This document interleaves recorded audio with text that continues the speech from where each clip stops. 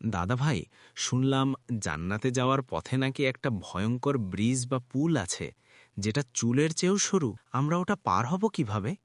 হ্যাঁ দাদু ভাই, ওটাই হলো পুল সিরাত। এই পুলের নিচে থাকবে জাহান্নামের উত্তপ্ত আগুন।